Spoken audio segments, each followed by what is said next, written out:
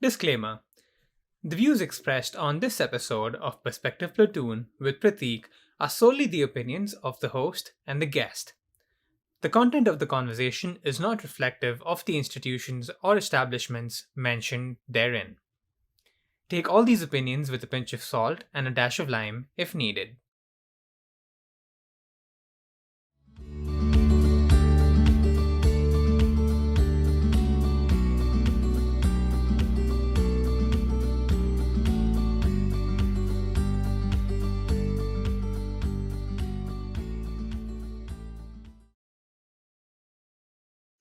Hey Gerardo, how's it going?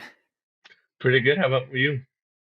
I'm doing good, man. Thank you for asking and thank you for joining me. I appreciate you taking the time to do this.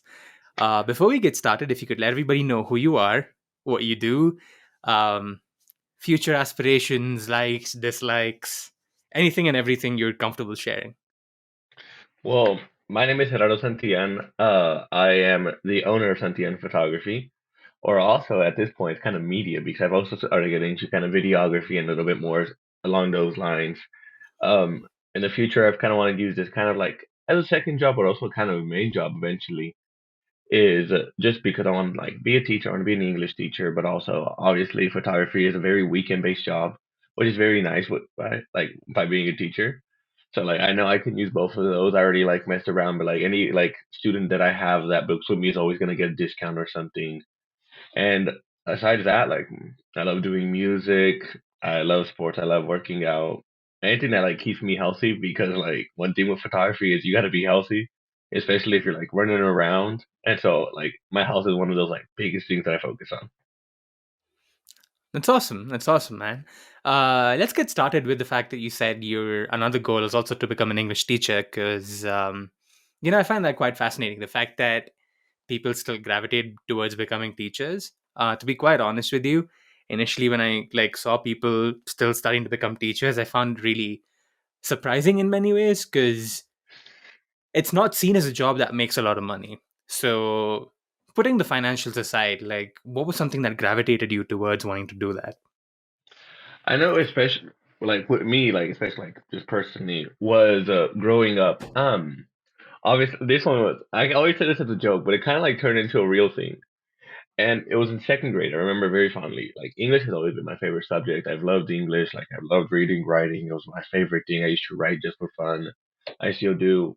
And in second grade, I remember a teacher gave me a C in English, reading, writing, whatever you want to call it. And I was so upset. I was upset I got a C, and I was like, no, this isn't me. Like this is like, and that was my first C ever. I've always had A's and B's, and I was so distraught about it. And I was like, no, you know what?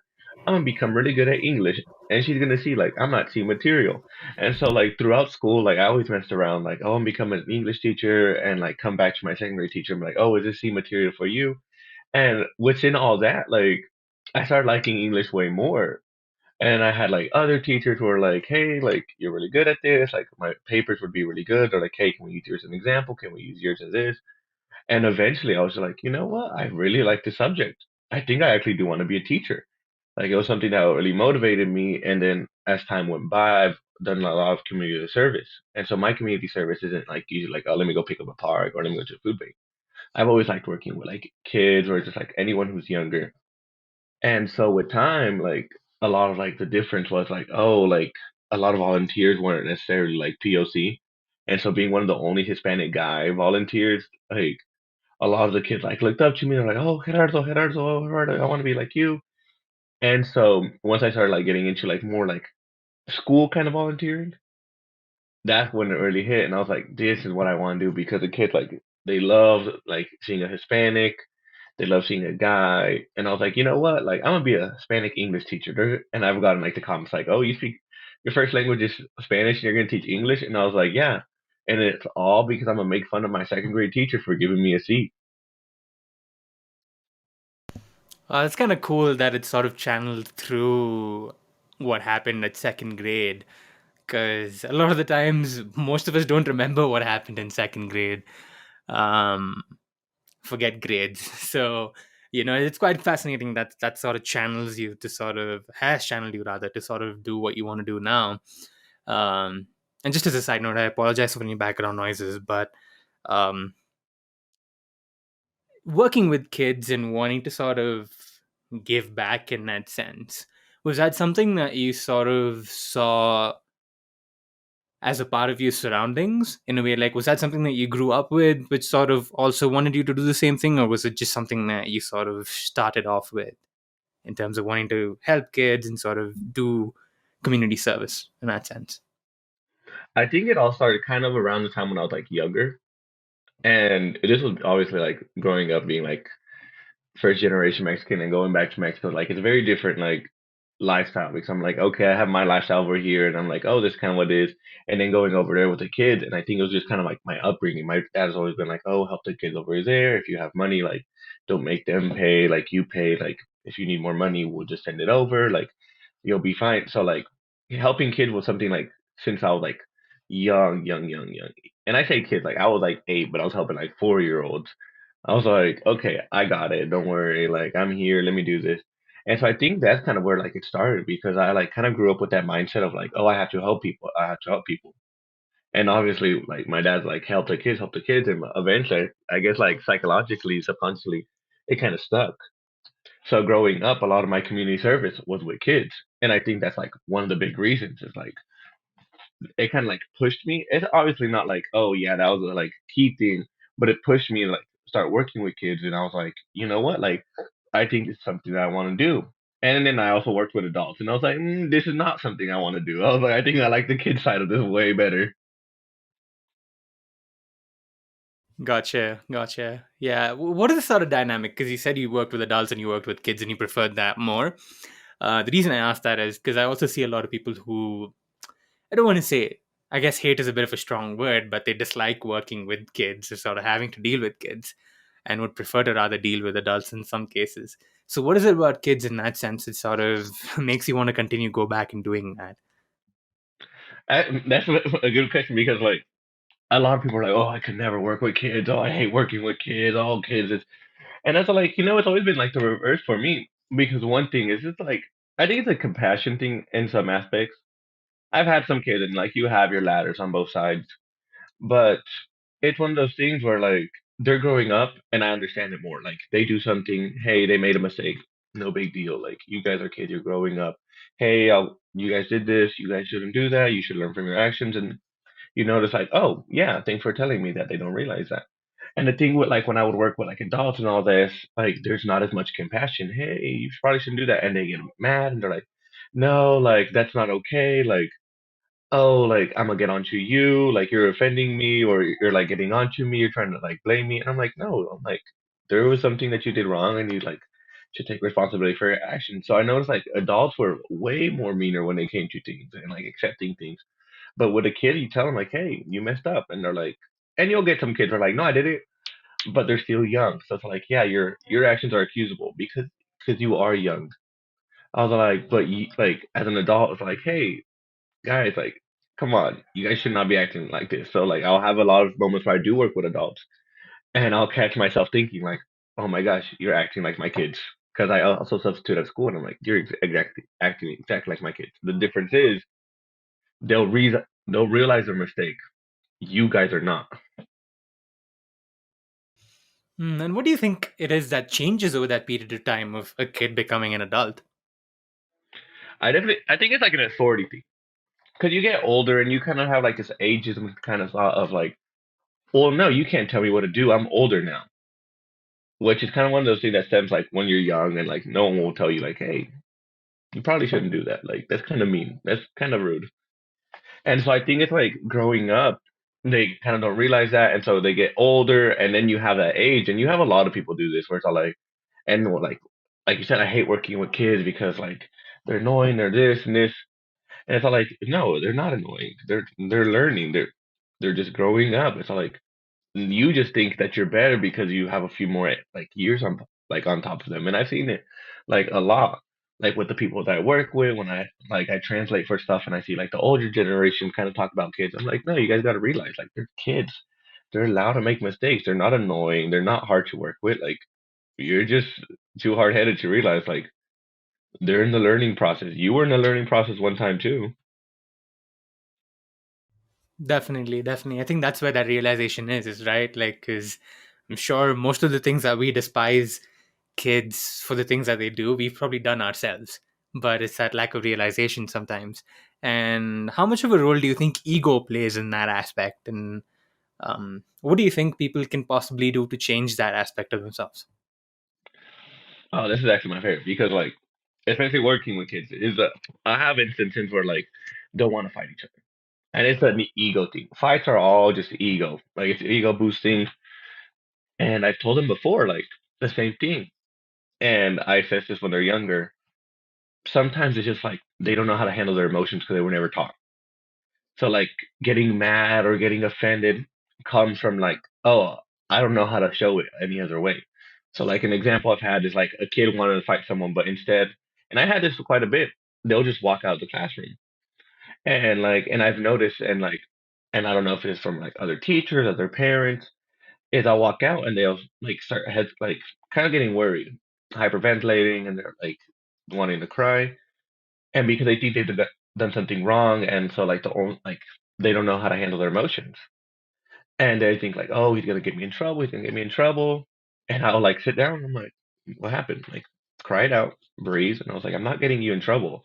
I was like, I'm not gonna say anything if I don't know the situation. Why am I gonna come out and yell at you if I don't know anything that happened? I was like, I'm very known to be like that. Like teachers are like, well, Mr. Santillan will listen. I'm like, well, yeah. And I think that kind of comes with like when you're older too. Like you don't want to admit like I don't know how to handle my feelings. So the way you take it out is like in the most unhealthiest way. Because when you were younger, and even now, you can still change it, but it's going to be a little bit harder just because your mind has kind of like settled into like this certain mindset of like, okay, this is just my pride in the way. This is my ego. I need to like stop. Like I'm a human. Let me just think it out. Yeah, definitely. I agree completely. But what do you think will it take for us as adults to sort of learn to handle our emotions, or do you even think we'll ever learn? This is actually I had this conversation with my sister too, is because just like it's hard. And like it all starts with just kind of like realizing something because you get older and you kind of think like, oh, there is no problem. Like, oh, I was raised just fine. And you get that like, oh, nothing happened to me. I was raised just fine and like I turned out well. Like I can treat my kids like this. I can treat other people like this. So what it really takes is just like, you know what? No, like, why am I like this? And going back and like kind of like reevaluating life because it's very much like I think about it like Inside Out, like the movie. And so like if you watch Inside Out, with, like spoiler, like there's like a mix of emotions later on into like different memories. And sometimes you want to keep just like that positive memory, and you're like, no, no, no, no, that was a good time. Like that didn't affect me. But and then like as you grow older, it's important to realize like hey, wow, that kind of really did affect me. And I think that's kind of why I think like this. And I should probably like start thinking a little bit differently because that's not okay. It's like when I was a kid, yeah, maybe it was okay, but that's not right. Oh, I definitely messed up there. Let me not do that. And you start noticing like, oh, when I was a kid, I did this behavior and I never assessed it. So now I'm older. And so, but like that's the hard part is admitting to it. Like the first step to doing anything is admitting it. It's like there was a problem. Let me fix it. And like obviously fixing it isn't just like, oh yeah, I used to throw rocks at other kids when I was a kid. I probably shouldn't do that anymore. So I'm gonna stop throwing rocks now. It's like no, it's a process of like catching yourself slipping up if you're saying something to someone. Oh, I'm so sorry. Like I shouldn't have said that. Or even realizing, oh, let me not say that because like that's part of like that destructive behavior.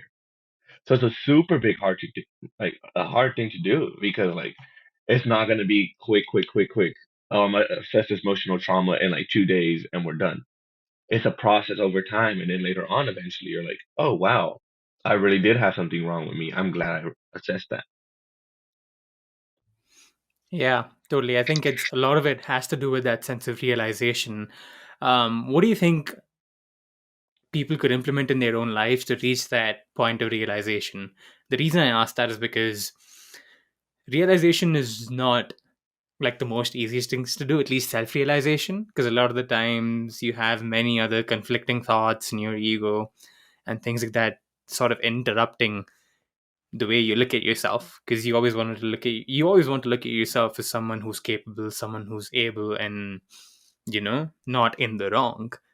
But a lot of self realization also comes with admitting that you're wrong. So, what do you think will it take for adults in today's age, especially the way which people get angry at stuff, to sort of realize the path that they're headed on and sort of catching, like you said, catching themselves while they're slipping up?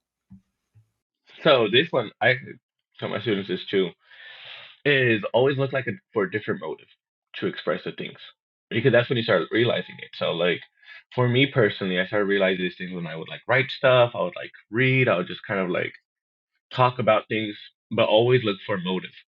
Don't like the biggest part is like if you hold something in, it's always gonna build up until one day it comes out.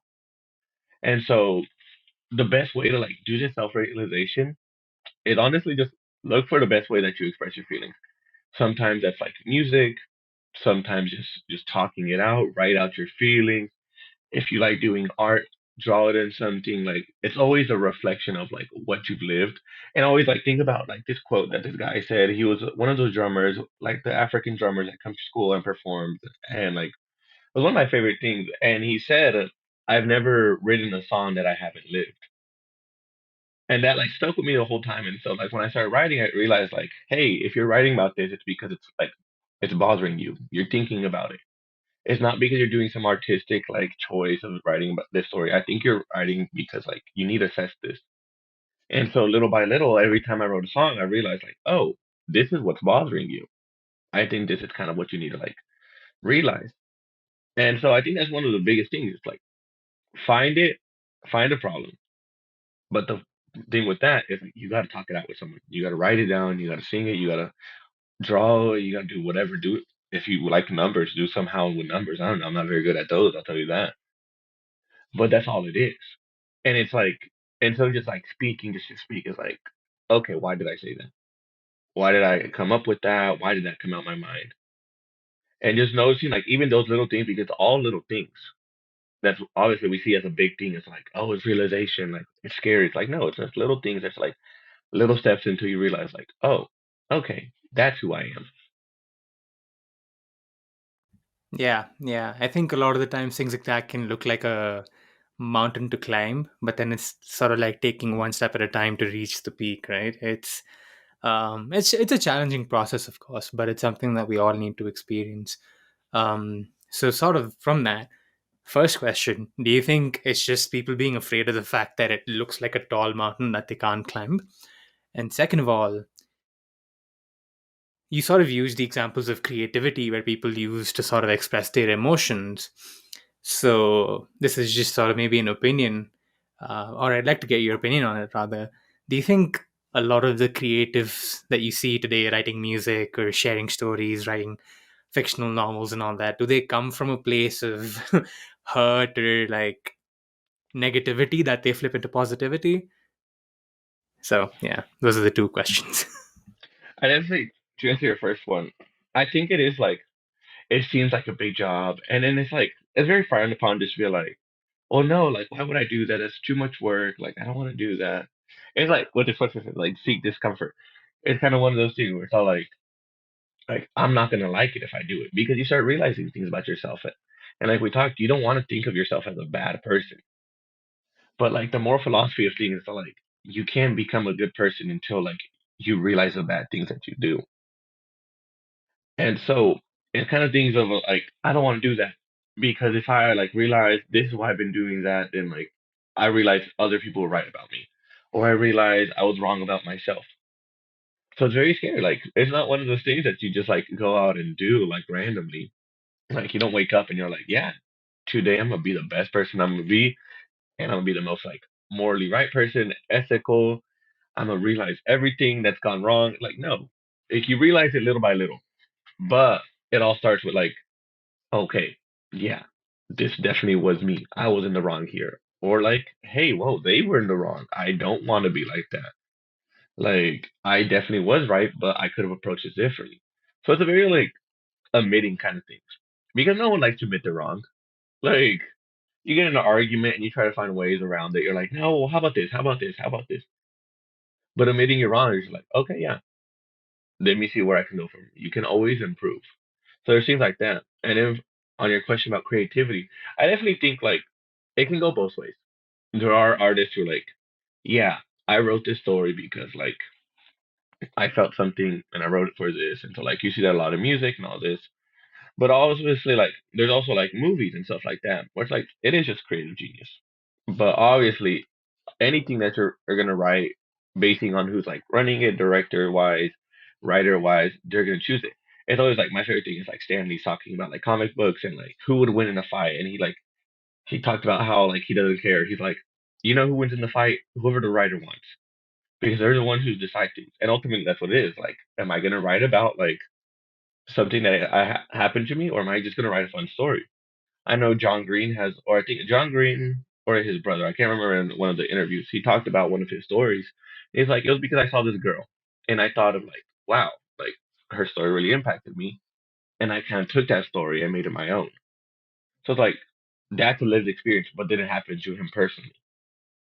Like, it doesn't have to happen to you personally. Like, sometimes I'll like think of a story or I'll write a song where I just see a situation and I'm like, wow, I think I could really write about that. Like, did I like break up with someone and then I'm on a train halfway across the country? No, but that's a really cool story that I could write.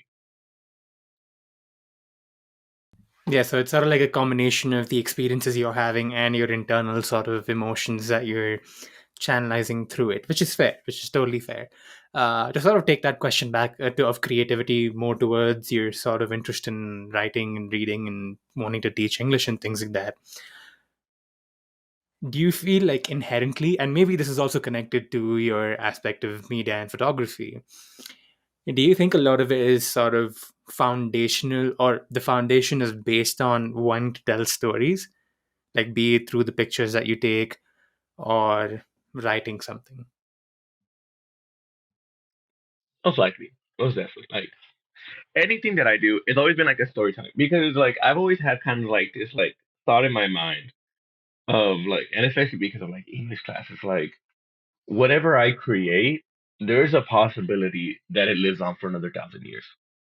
Like no one like wrote back in the like 1800s, 1700s thinking like, yeah, people are going to analyze this in like a 2015 AP class in some Oklahoma city. They thought like, yeah, I'm just going to write because I want to tell a story. I want to like create something. And that's definitely like anything that I do is basically let me tell a story. Anything like from photography when I do something, a video, like what is the story I'm trying to get here anytime I write something. If someone were to uncover this like 100 years, even 50 years, or like even just like a grandson that I have later on, like, hey, grandpa, like, is this yours? I'm like, oh yeah, here's the story behind that. And even if like you can't see directly the story from there, I'm like, okay, yeah, I know this. And you have a lot of songs actually right now, like that you guys don't like. A lot of people won't know the story. Like you'll see a song and you're like, oh my gosh, that's such a catchy, fun song, and then you read into it like the artist, and you're like, okay, yeah. So like anytime I write or like I feel like you should, but you don't have to because obviously you should do it for fun too is tell a story because you never know. Like in the future, like someone's gonna pick it up, someone's gonna find it randomly in a box that you thought you lost, and we're like, wow, this is good. Like, like look at how they wrote back there. Look at what they thought back there. Like, look at this thought process. I thought we did like this was something new. Yeah, yeah, yeah. Because I think the art lives on a lot longer than we as humans do, right? So there's definitely something that people can fall back on and sort of reminisce on the things that we've done, be it while we're at an old age or while we're gone. Um, but yeah, like in terms of that aspect of wanting to tell stories, this is maybe a philosophical question, like some of the other ones I already asked. Do you think we all, as humans, just tell stories?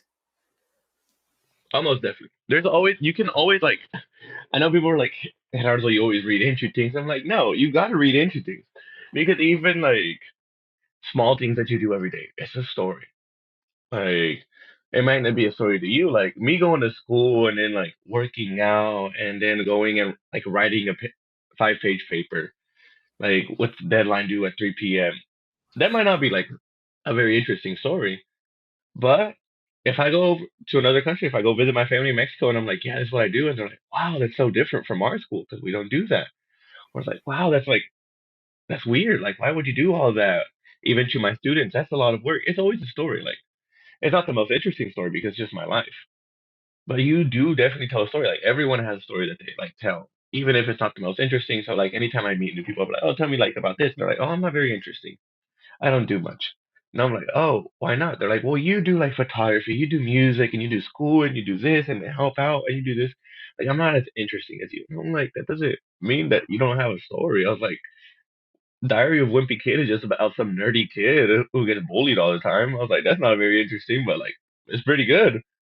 Oh, and so it's one of those things like, everyone always has a story to tell, even if it's not the most interesting. You don't have to be the most like profound person. You can definitely tell like this is what I did. Like my life mattered, and there's like people in history that like we kind of blow over. You think like, wow, that person was just like me, and you never know. Like someone else is gonna meet you. Like, oh, your story lines up with mine. Like I thought like I wasn't very like unique, but like we are both unique. Yeah, yeah, yeah. That just resonates a lot. Like in terms of even if, and I think that's the thing people lack to realize, right? Like sometimes they look at somebody and they're like, "Oh, that person's doing a lot more than I do, and they have a better story to tell than I do."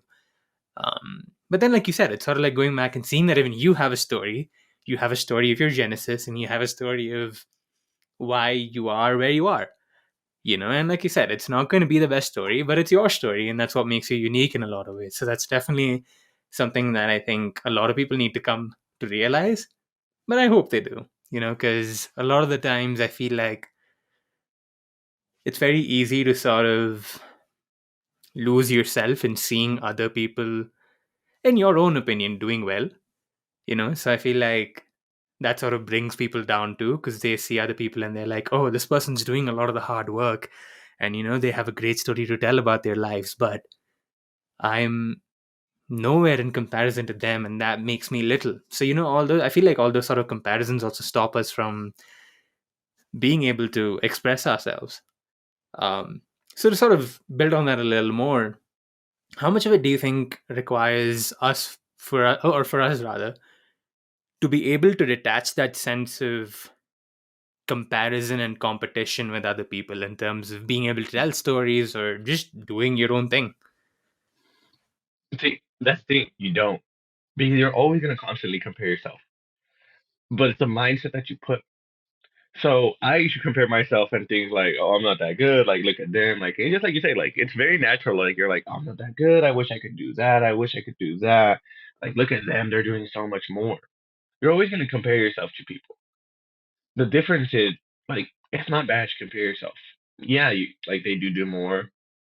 It's the way that you think of it. So I started, like, following other people. I started, like, following photographers or things like that, musicians, a lot of, like, songwriters. And I'm like, yeah, they're definitely better than me. Like, yeah, like, look at what they've done. Like they've put in the work. Let me learn from them. I'm glad they're better for me or better than me. Like, but I'm not gonna let that like stop me. Yeah, I'm glad like you guys are succeeding. I'm glad you guys got like what you want. But like, I'm gonna see how I can do that too. So like, it's one of those things like it doesn't stop. You never stop comparing yourself to people. You always think like, oh, I can never be like that, or you think like, oh, I will be like that. So a lot of the stuff, like especially with photography, I was like, I'm gonna learn how to do that. And a lot of the stuff that I've learned, a lot of people are like, how do you know all this stuff? And it's literally because I'll look at someone and I'm like, oh, I'm gonna learn how to do that. I have no idea how they started, but I am definitely gonna learn how to do that because I would compare myself. And I'll tell myself like, I can do that. Because I stopped telling myself, oh, I could never do that. They're just much better than me. I start telling myself, no, like you can definitely do that. Like go ahead, just run with it. Even if it's not the best at first, you're gonna be able to do it later on. So like never it's never gonna end. But it's the way that you look at it. That's what really matters.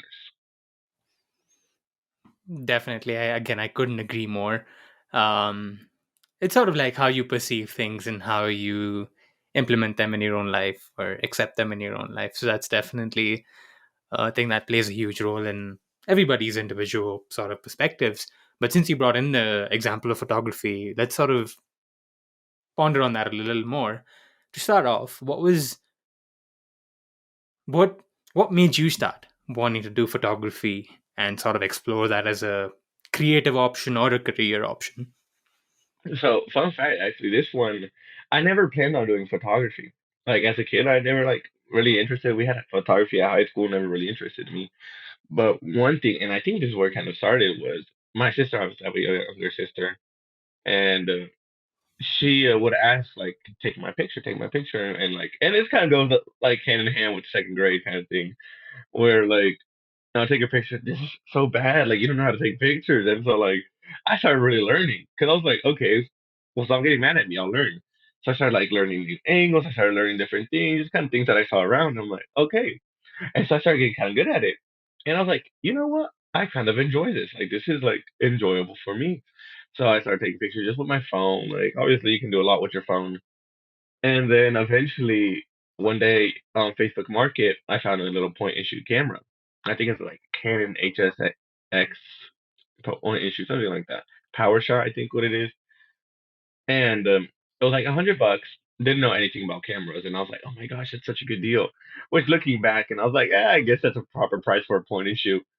But I ended up buying it, and like the lady told me, like, yeah, like I was gonna sell it for higher, but I'd rather it go to someone who like really wants to do this like in the long run, who really wants to learn and all this. And I was like, well, yeah, like I just kind of want to take pictures of like my friends and family and like have fun with it. And so I started doing that. Like I started taking pictures of my friend Osmata, and like it was super fun.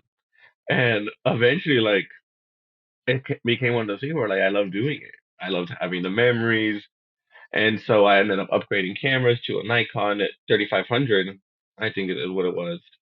And so like I was able to like change the lenses, which I still didn't know anything about lenses. I thought it was cool. Like I thought it was cool. I had two lenses, but they weren't the best ones, but I had them. And it was one of those things that like I started taking pictures of my friends. Hey, can I take pictures of you? Can I take pictures of you? Because people are like, oh, like do pictures of me, do pictures of me, and I was just doing it for fun, and I loved it. Like it was something that like people enjoyed. I really like the memories that like came with pictures, and then eventually people started asking me like, well, how much do you charge? And I was like, no, I don't. Like, what do you mean how much I charge? Like I'm just out here for fun, and I like started doing it more and more and more, and I was like, give me some time, and then I'll give you a price. And eventually, like I started charging like $40, and like I'll give a lot of pictures. Honestly, they weren't the best pictures. They were still good pictures. Some of them I was like, okay, you were doing the right thing there.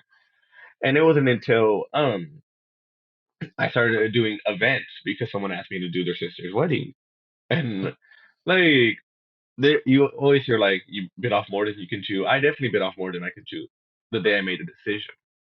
And they're like, how much do you charge for a wedding? And I was like, let's do this. And like I knew it was gonna be a bad idea because I was like, yeah, you've never done a wedding. Why would you say yes? So I was like, all right, let's do it.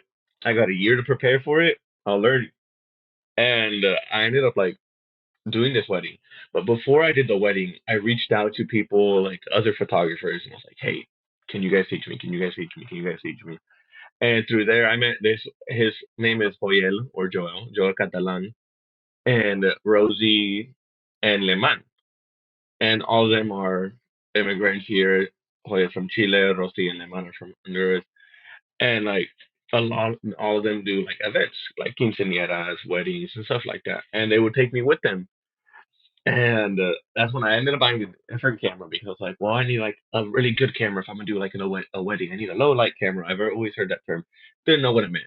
So I ended up just buying a random one at the photography store, which actually, ironically enough, I don't use. My sister does now for her tattoos.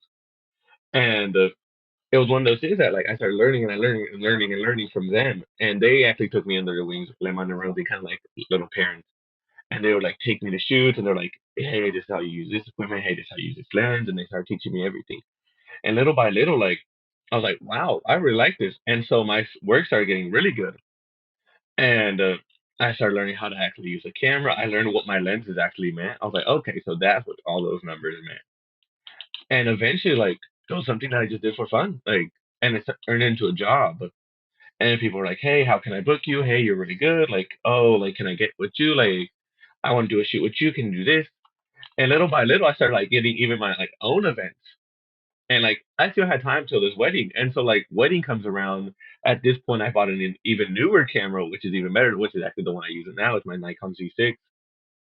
And finally, like the wedding comes around, I'm not nervous. I'm like, you know what? I've been doing this for a full year now. I know exactly what I'm doing. So it kind of just turned into one of those things, just because like it was one of those things are like I can do that. I can most definitely learn how to do that. And it was a big risk because I'm like, Gerardo, these are someone's memories. Why are you doing this? Why are you making this promise to yourself? But I had a year, and I decided like, well, if you're gonna take this on, you might as well learn. And so now full on, I've learned a lot from Leman and Rossi, and I do events with them, and I like have started doing a little bit more storytelling with my stuff. I started learning, and it all started just because my sister told me I couldn't take pictures, and it turned out that I really like taking pictures. That is wild, man, and that's awesome. That's awesome for you. That's like that's I mean that story in itself, it's just great. Like the sort of arc that you yourself put very nicely in terms of growing from a point where your sister said you couldn't take good pictures to now taking pictures for events and weddings and so on to help create those memories for other people. That's just beautiful. And so great, good on you. Kudos to you for that. I was actually going to ask you your sort of feelings when you went and took those wedding pictures, but you kind of already answered them. And because of your experience of working with other photographers and sort of learning from them. Um, we'll come back to the photography aspect, but this is just a question that sort of popped up that I wanted to ask you. Are you a believer in coincidences or things happening for a reason? I definitely, it's always like, okay, it's like a bounce between. Because I'll catch myself thinking, and like, I've seen like the post where it's all like, this person would be alive if they hadn't forgotten their keys. This wouldn't have happened if this. And I do things like, sometimes I'm like, yeah, things happen for a reason. And which is obviously like, my personality is based off of that because like anytime like I've gotten like, oh, you're a very positive person, like why?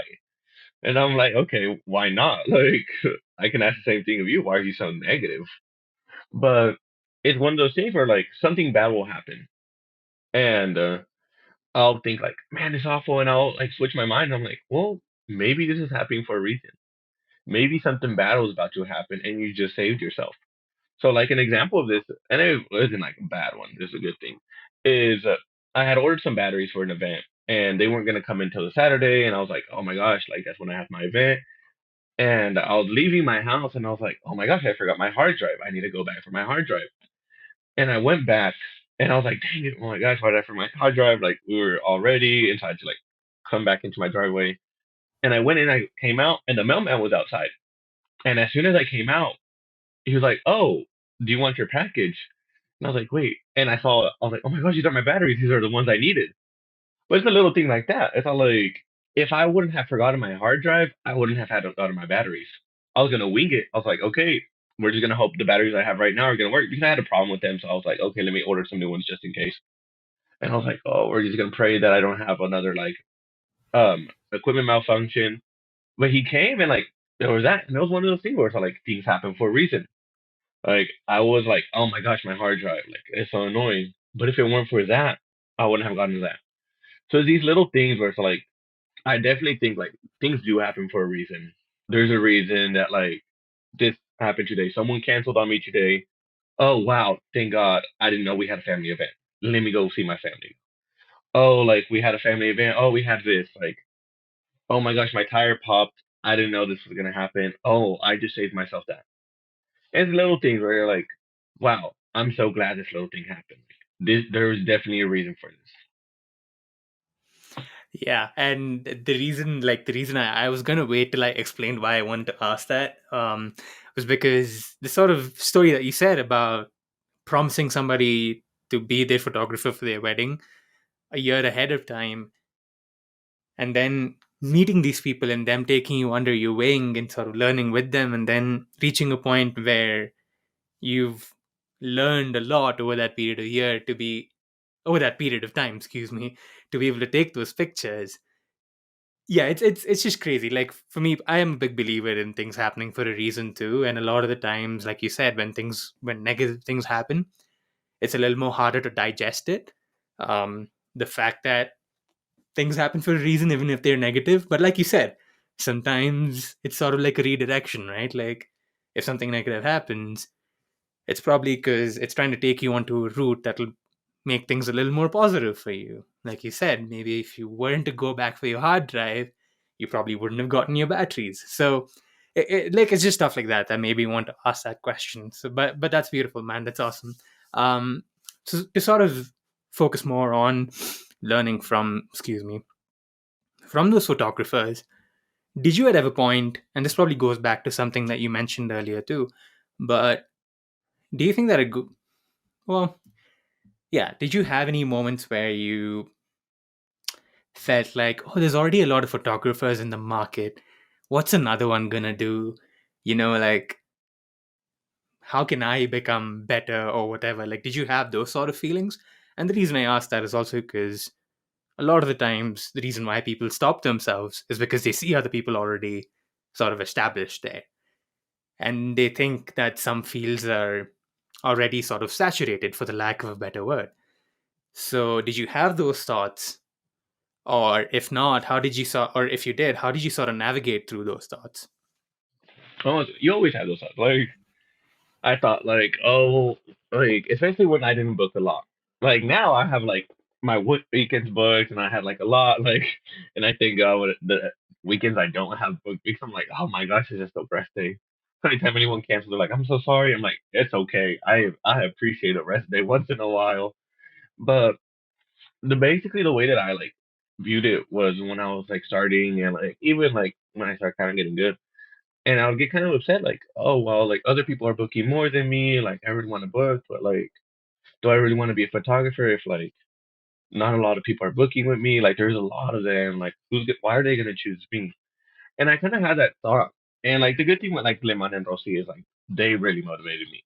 Like they were always like, no, you can do this. Like, and I noticed something with their style is like a lot of flash photography, which I love using my flash and like getting these like dramatic, cinematic kind of like shots that I like doing. And it was one day where I was like, you know what? Like, yeah, there is a lot, but what's gonna make you different? So I was like, do this as yours. Like, I love the bright and airy like style. I love all these different styles. And I was like, there's a lot of styles like that. You like this? Go ahead and do something different like this. And so like I started playing around with it. I started using those foregrounds, all those like different like photography elements that I never really thought about. But I started studying it on my own and like I would watch videos and I'd read up on it and I'd read articles and all this. And that's all I would do is spend my time just learning like these techniques. I was all like, there are a lot, most definitely, but what's gonna set you apart? And that's what I started doing. Like I started using like a lot of my indoor photography. I actually have one over here, um, next on like the counter when I did the Day of the Dead photo shoot inside, and I had like color gels and all this. And a lot of people actually were like, "Oh, where's your studio?" And I was like, "It's my living room." But it's one of those things that set me apart because people are like, "Oh, he's good. Look at him. Like he's the studio. He has his own." And I'm like, "No, I literally took these in my living room, set up the backdrop, set up all my lights, and I did it. And people loved it. And they're like, I want pictures like that. I got a lot of people were like, hey, can you do my pictures? But can you do like all those colors that you do? And they're like, it's like Photoshop, right? And I'm like, no, I do it all in camera and all this. And they're like, what? And that's when I started realizing you're good. Like, you know what you're doing. Like, you have your style. Like, yeah, of course, there are like a lot of photographers, but everyone's style is going to be different. And people are gonna appreciate your style. And like events, like yeah, I found out people like that, and like obviously like my personality helped, and they're like, yeah, I liked working with him because he's really nice and he's really fun and things like that. So like it was one of those things, and like one of the good things about like working with like my mentors is that like they've been teaching me video too, and there's not as many videographers out there. And so I was like, well, that's the difference with you, Gerardo. Like you know how to do both now. But it's definitely one of those things where like it sucked, like thinking like, oh man, I'm not booking a lot. But I was grateful for any single one that I had. I had like maybe one or two like a month, and I was like, oh, like I'm happy with that. Like I'm very content with that. And now it's about like 10 to 12, which is very nice. But it's little things like that that like it's. I didn't want it to stop me because I hate being like, oh, I can't do it. I hate saying like I can't do it. I mean, it's negative, and I'm like, no, I can do it. There's just a reason right now that I'm not learning. So I need to find that reason so I can learn. Hmm. Hmm. That's wonderful. Um, you sort of explained your evolution in many ways in terms of starting from a camera you bought off of Facebook Marketplace for $100 to now buying expensive cameras and like different equipments to sort of improve your own skills in terms of photography. How much of it do you also think people need to realize that when they want you to do something, you will have to go through that time of evolution, and it's not going to happen on day one. You're not going to be able to get the best camera and take the best quality pictures the day you wake up and be like, oh, I'm going to become a photographer today. You sort of hit on that earlier, but I want to sort of explore it a little more in terms of your journey of photography. This is always my favorite because like a lot of people, and it's always like really interesting because they're like, oh, I want to learn how to do pictures. Like, well, how do you do it? How are you so good? And I was all like, wow, like I used to think this about other people. Like, how are you so good? Like, and I always tell people like just learn. And it obviously comes from like liking education and liking learning. I've always been like a big nerd when it comes to learning. Like I used to cry when my mom wouldn't let me go to school. And I was sick, and I was like, no, no, I want to go learn. And I'm like, it's always been like a very big nerd thing for me. And I'll tell people, I was like, they're like, well, I want to do that. And like people will tell me like, oh, I bet you I could do that. And I'm like, yeah, you can. And I was like, here, I can send you the stuff that I learned with. And they're like, what? And I'm like, yeah, this is how I learned. Like, this is how I did it. Like, all that is practice. Like, I have one. Her name is Jocelyn, and she does photography with me. She helps me. She's actually one of like I call her like Santillan Photography and Co. And because like she's the one who like helps me do all these things. And like um it's one of those things where I'll have a discussion with her about like learning, and I'll be like, all it is learning. I was all like, it's gonna be hard, like, but you gotta learn it. Like, take time out of your day and go learn. Like, even if you don't want to, like, oh, like learning, like some people like view learning as like as a task, and I was like, no, I see it as an enjoyment. And so I'll tell them like, if you want to be like me, if you want to learn what I know, then you have to take time. Even if that means like doing a couple free shoots, like get a bunch of friends together and be like, hey, can I take pictures of you? I know when I first started doing indoor photography with all the lights and gels and all these kind of cool effects, it took me about 4 hours with a friend, and we were just like going through stuff, and like people were like, oh, it's so easy, like you just did it, and I was like, no, I took like 800 pictures and I only kept 40 because there were so many bad ones, like because I had no idea what I was doing. Like, but it's all just trial and error. So I was like, anytime that someone's like, I want to do a session like this, and I've never done it, I'll ask a friend, hey, can I take pictures of you? I have a client, we're looking for this, and I want to make sure it's right. So I'll practice these different techniques, and like people are like, but then you're not making money if you're doing free shoots, and I'm like, well, yeah, but you win some, you lose some. Because then once I do get it right, I get this client, that client's posting their pictures, I post the client's pictures and the ones I did, and people are like, oh wow, he knows what he's doing. And that's where it all starts. And it's like, I'll get like, well, you had the very fancy camera. And I'm like, well, yeah, obviously that does help a bit. I was like, but it's the same thing. As long as you have one good lens, create it. Like, create something, you can do it. Like, don't think it's one of those things where it's like, you have to have all this, you have to be just like me. It starts with like, okay, let me mess up a bunch of times until I get it right. And that's exactly what I did. I messed up a bunch of times. There's a lot of photos that I look back at now and I'm like, dang, these really suck. And I had someone tell me, they're like, you know, Gerardo, like I didn't used to like your pictures, like, and like I don't mean in a bad way, but like you got so much better, and like I like them now, but I used to not like them. I'm sorry if that's mean. I was like, no, because I don't like them either. Sometimes I look back and I'm like, wow, why was I doing that? What was it in my head that was like, that's good? And that's all it is. It's trial and error. Like just learn from your mistakes because I've done a lot. There's still mistakes that I do now that are like I'll look at a shoot and then next week I'm like, let me not do that. I think this will look better, and I learn from that, and that's all it is. Very true, very true. And you said something really interesting there in terms of winning some and losing some. And I want to sort of navigate this bit of the conversation in that direction. Do you think things like that concept of be it sacrifice or winning some and losing some or not making any money initially, do you think that that it stops people from discovering something or wanting to do more? And how do you think they can learn to sort of accept that, but still go ahead and continue to learn something new or discover? Again, the reason I ask that is because unfortunately, we live in a world where we need money.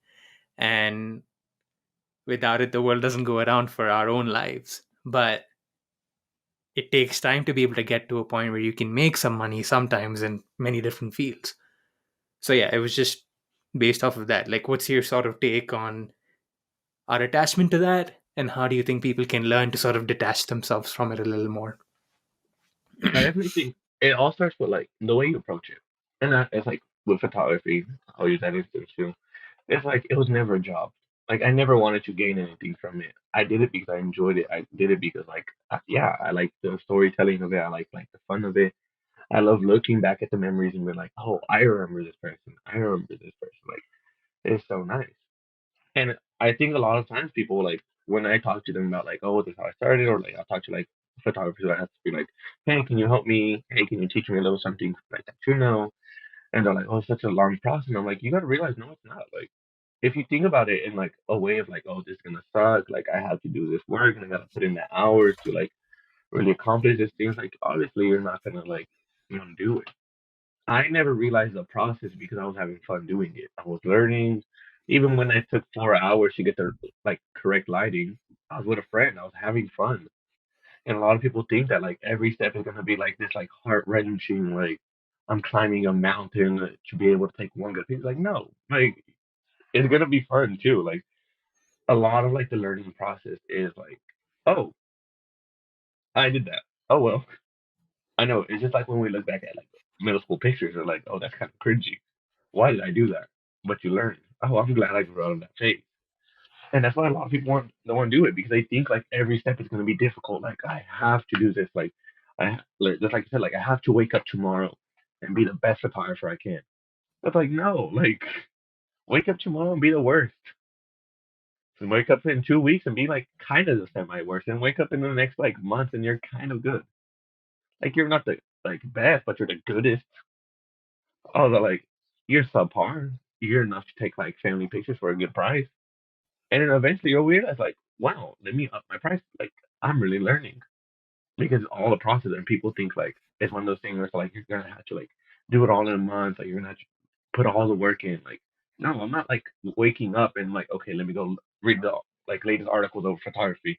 Let me read the latest articles over this. Let me watch this video. I'm like, you know what? I'm eating breakfast. Let me watch a video or two. And then there's a week I don't like because it's not something that I'm like, oh Heather, you gotta like do it. You gotta pressure yourself into it. I'm doing it because I enjoy it. I'm doing it on my own time. And when you enjoy something, you're not worrying about like, oh my gosh, no one's gonna come because people notice that. They're like, oh wow, his work is good because he enjoys it. And it's the same thing when you like perform.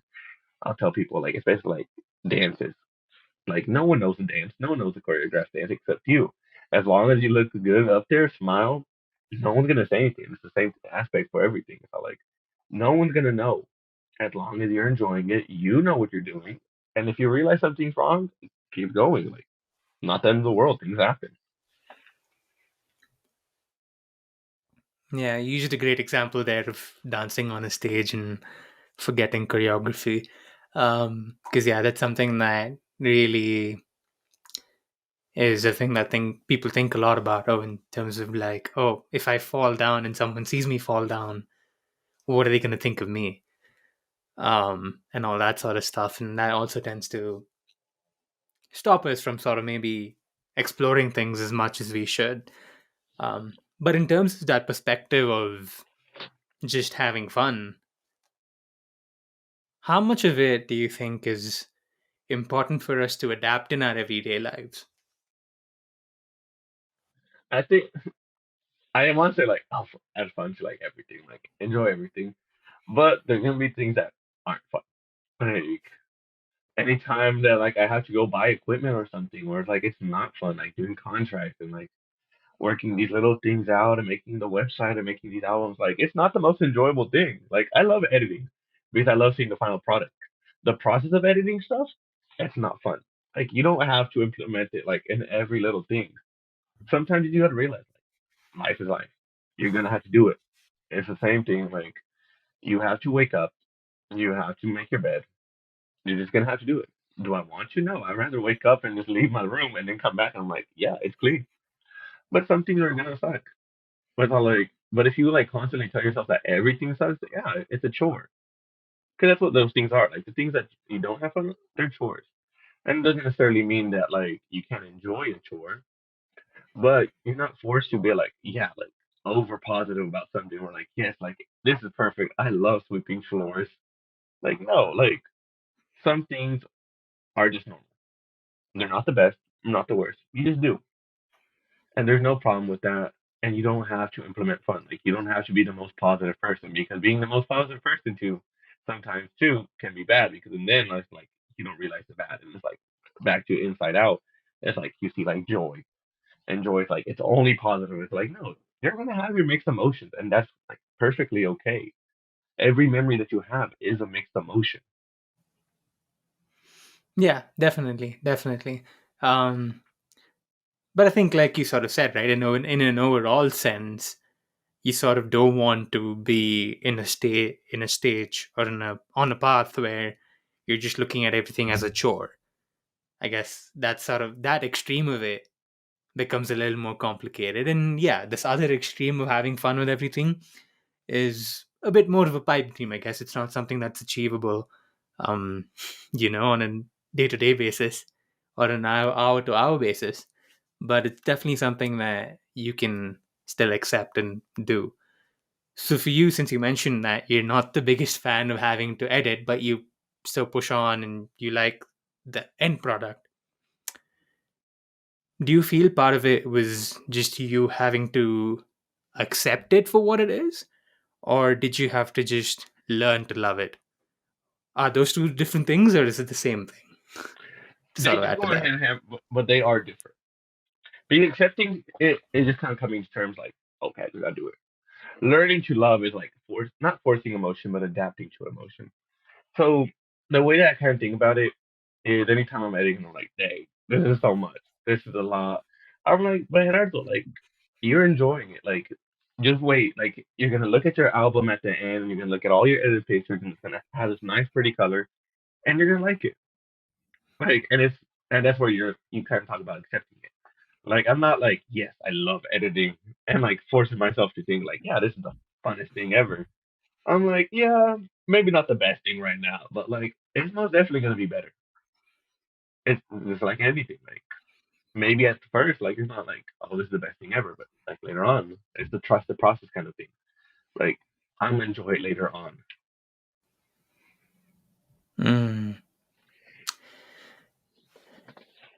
Do you think this aspect of trusting the process is something that takes time to learn as an adult? And the reason I ask that is because a lot of the times, going back to something we talked about earlier, we want things now, but then we also have to sort of learn to trust the process, excuse me, to where you will reach a point where you can then reap the seeds that you sow. So do you think that is something that we don't emphasize on enough as part of society? Almost definitely because you kind of get like this idea of like if I don't get it, and it's especially here like in America where everything is fast, everything is like it has to happen immediately, it has to happen immediately. If it's not in a couple weeks or a couple days, I don't want it. I don't want to do it because you think like, and I told you it's like same thing with like as photographers kind of thing goes is like in a couple days you're not going to learn the most, and so you're kind of set like, oh, okay, well if I didn't learn it now, I just got to give up. I got to give up. I got to give up. And so a lot of people do that because a lot of people are like, oh, if you're not good at it because you started, like, just give up. Like, you're not good. You're not good. I know one of my favorite pictures that I used to like have as my lock screen on my old laptop was it was a picture of this guy playing piano, and there's a guy coming up behind him. He's like, "Stop playing. You're not that good." And the guy responds like, "Well, if I stop playing, I'll never be good." And exactly like that. Like a lot of people will tell you like, "Just stop doing this. You're not good at it. You're not good at it. Stop doing it." And you start to believe like. well, maybe I shouldn't do it because like I'm not good at it. Like, why would I do it if I'm not good? I'm just wasting my time. But you have to go through those steps. A lot of people don't trust the process. You think like, oh, well, I'm just not good. I'm not good. Like, yeah, you're not good yet. Like everyone has a starting point. You don't win a race by like taking a couple steps. You win it by being the fastest, and you run. And as long as you finish, that's all that matters. Right, right, totally. Um, in that sense, do you see like some people in like the world of celebrities or sports or whatever it may be, or even in the sphere of photography, who you sort of take as inspirations, who sort of taught you about learning to trust the process? Most, almost definitely, bro. And that's definitely like my mentor. And so like William and I talked a lot about them just because like they really like forced me to go with them. They're like, come on, come on, come on, come on, come on, come on. I'm like, no. And then the next day they're like, come on, let's go. And I'm like, okay, fine, let's go. And like I would just go and they would like I would hold the light. Like I wouldn't even do much, but they would explain things little by little. And I always see them as like trust the process because like I'll see their old pictures. Because now I love their photography. I love it. And I'll see their old ones. I'm like, wow, mine's way better than that. But and then I'll look at the date and it's all like 2016 or something, like dang. And they'll tell me like anytime I feel unmotivated or like Gerardo, like you gotta trust yourself, trust yourself. Things are gonna happen, and they've always like motivated me to do that. Like even when I don't trust myself, I don't trust the process. They're like, you're gonna learn, and they've always been like very like positive. Like you're a smart kid, you know what you're doing. You're gonna learn it. You're gonna learn it. And it's one of those things that like, and like we talk about like you as a person, how do you do it? It's like you don't like you need that support system unless you got like a lot of strong will inside of you. Which heck yeah, like if you do, even better. Power to you. But like having that little support system is like it's gonna help you. Having someone be like, hey, yeah, like you can do it, you can do it, you can do it, you can do it, and that's what motivates you to trust the process. Because a lot of people tell you like, oh, you're not that good, you're not that good. But when you have someone that's like, well, you're learning, understand that, and that's what pushed to me. Like they're like, you're learning, remember. And they would get on to me anytime I did something wrong, any like time I broke a photography rule that I didn't even know about. And they're like, this is what you're doing. And they would teach me, this is how you do it. And I was like, oh, okay, I just gotta trust it. I gotta trust myself that I'm learning, and I still learn till this day. Yeah, yeah, yeah. M- Again, couldn't agree more. I've probably said that 100 times now. But in terms of the concept of learning, are you a big believer in learning as a concept? I mean, I guess you are based off of everything you've said. But how much, I guess, let me put it this way. How important do you think it is for us to realize that learning is a process that will never end unless you choose to stop learning? I think people like what they think is you get to a point and you're just like, yeah, I'm good enough, which is actually I don't know if it was LeBron or Kobe, and it was like an interview and like where he wakes up and like he goes to play at like 5 a.m. and he's out there like training and training and training, and the interview asked him like, why are you training? Like if you're already the best, like you got the highest stats, you got the most like awards, you got all this. Why do you keep on training? He's all like, because I didn't get here because I did it. Like, and like I got here because I kept up this routine. I'm not gonna just give it up. Like, yeah, I'm up here, but that doesn't mean I should just stop. And like, it's one of those things where it's like, yeah, exactly that. Like, just because you've learned enough and you're like, oh yeah, I know enough. Like, you settle. It's awful settling. Like, I hate that idea of like, oh, that was good enough. Like, no, it's not good enough. People will accept that. Like, well, I already did enough. Like maybe like, oh, I kind of reached the like goal. There's no reason to go further. It's like, no, there is. And a lot of people will just kind of like stop there. And that's why it's like you'll get like those kind of like, well, I'm not as good as you. Like, well, yeah, because you didn't put in the work like I did. It's like, I didn't stop at just like good enough. I was like, yeah, I can do a little bit more. And obviously, you don't want to get too excessive with that because then you go into like another realm of like, oh, I'll never be good enough. But learning doesn't just like stop. like you said, it's like it stops whenever you just like decide like I'm done. Like I don't want to learn anything. And even then, like you will constantly be learning stuff. Even it might not be like a skill asset, but like you'll learn stuff in your everyday life, like everyday like life. And so it's like little things like that that like I'll think about anytime I don't want to like motivate myself, and I'm like, isn't that good enough? I'm like, no, it's not. Like it is good enough, but go a little farther. You know, you can like push yourself to be a little bit better. And it doesn't mean like let me go buy another camera and all this new equipment so I can do more. It's like no, just study a little bit more.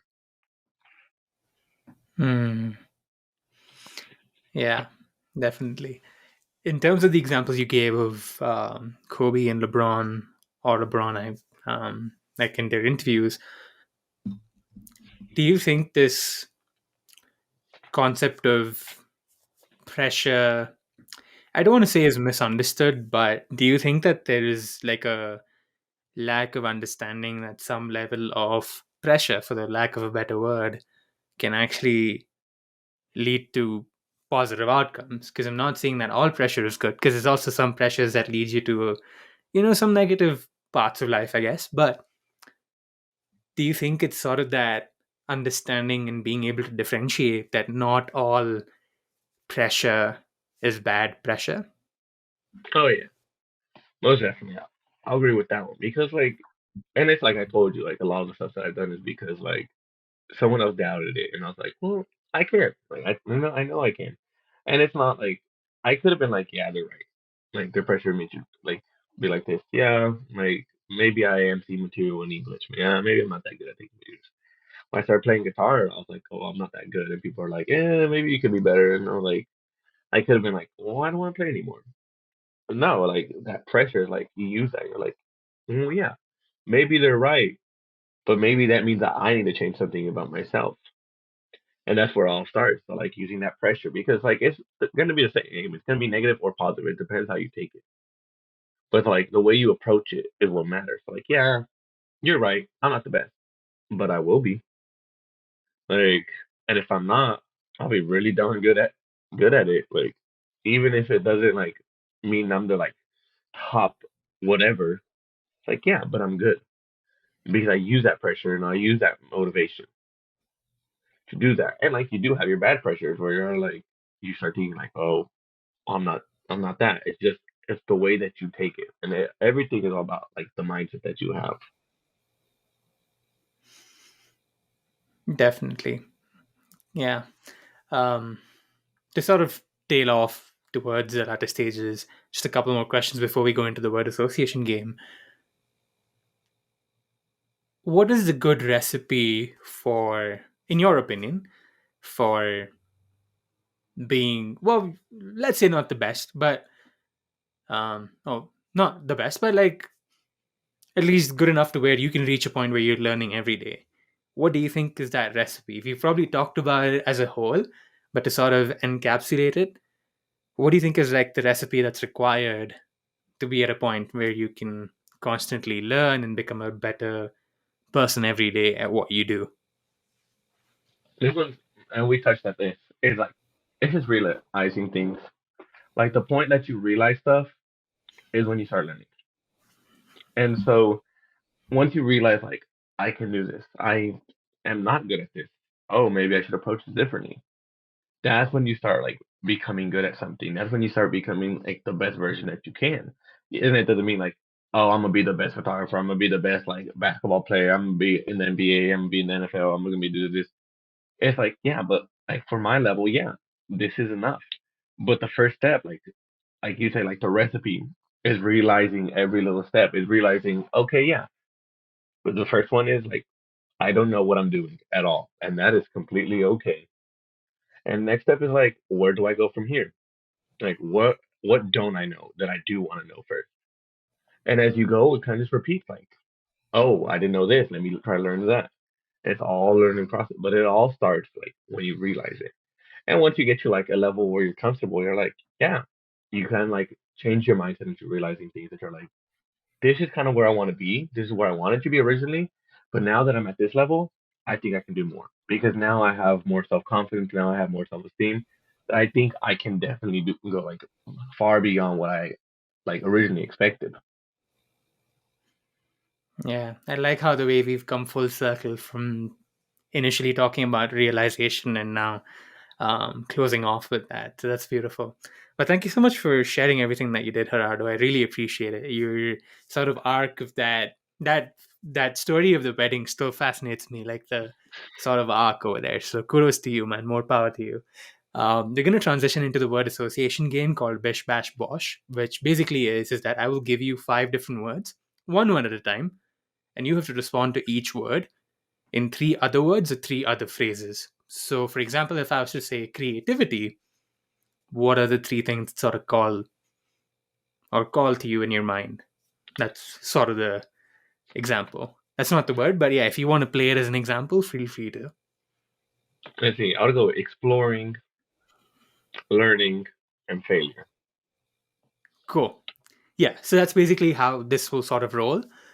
Um, so yeah, and just for everybody who's joining us for the first time, all of these clips of Bish Bash Bosh also go onto the Instagram page at Random Relatability. So you can always check that in the description box or on the show notes for audio listeners and check those out.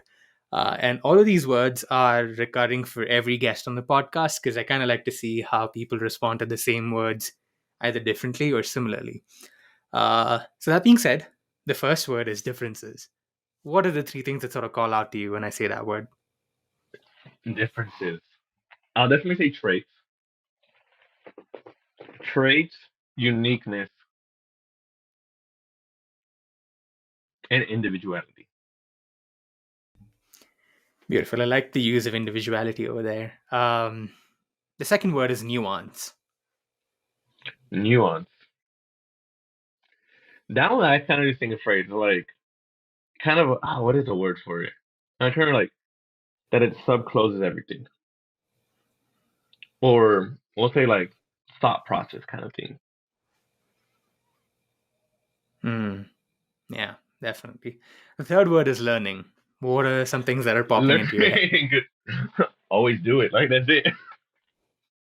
Just always learn, always do it. 3 words. Nice. I like it. The fourth word is empathy. Empathy. I always think about this is morals and philosophy because it goes hand in hand. It's a whole other conversation. And I always think about children when I think about this. Hmm. Awesome. And the last word for this segment is similarities. Similarities. Obviously, you're going to think about differences. Differences, and you go back to like uniqueness, but also goes like to a sharing kind of thing. Awesome. Awesome. Well, thank you so much for playing along in this segment of Bish Bash Wash Gerardo. Just 2 more questions. Well, the last one's not really a question, but the first one would be, how do you relate to people? Ooh, that's a good one. I think the way that I've always related is just kind of just like listening to people and hearing like, and we talked about this, like just listening to different stories and like realizing like, wow, we both have stories. Like you have like a way different life from me, but like I think that's what kind of connects us. Is like I love hearing like your side of things. I love like seeing that like this is the way you grew up. And even though like we might be polar opposites, like in the attitude and all this, like, and you might think like, oh, we're not like this, like, but we are. Our thought processes might just be a little bit different, but we still are the same person. And that's always like the interesting thing about things. Like you can share these little things with other people that you might not realize instantly. It's like, wow, we are the same person here. Maybe not exactly the same, where it's like me and my brother are super similar. But it's not like, yeah, we are definitely like alike, way more than we are different. Beautiful. Beautiful. And for the last question, we've already sort of talked a lot, and there's probably a lot that you can use in this question. But if you can think of something else, you can mention that. But basically, if I'd request you to leave the listeners and the watchers with a positive thought or a positive quote that you like, or something that keeps you going on a day-to-day basis. So yeah, what would that be if you were to share that to someone? A positive quote or something positive. I would say just like accept your mistakes, accept things that happen. Like I know a lot of things like you kind of like want to dwell on them, and I've done like, and I'm guilty of it. Like things happen, like this was such a bad thing, and I'm just gonna let it affect me like the rest of my life.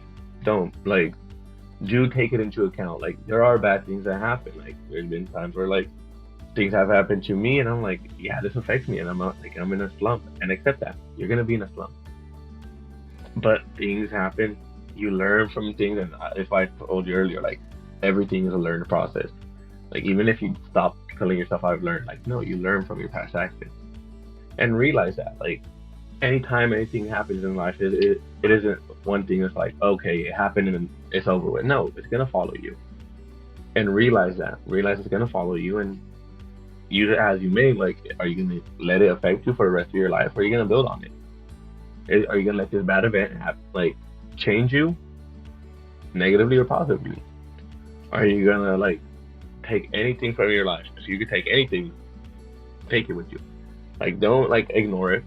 Things happen. Like don't just feel like nope, everything is positive. Like even like, coming from someone who is positive, like don't just think everything's positive. Like it's not. But like that's how we learn. Like accept things happen. Accept that sometimes life isn't gonna go the best. Sometimes you're not gonna be the best. Sometimes you're gonna be the absolute worst at something. But accept it. Because as long as you accept it, that's when you realize, and that's how one really starts to grow. That is wonderful, man. I think that encapsulates you as a person and everything you've just shared on the episode. So thank you so much, Gerardo, for taking the time to do this and for sharing everything that you did and answering all the questions. I really appreciate it. And for those of you listening and watching, thank you so much. We'll see you guys next time. Thank you.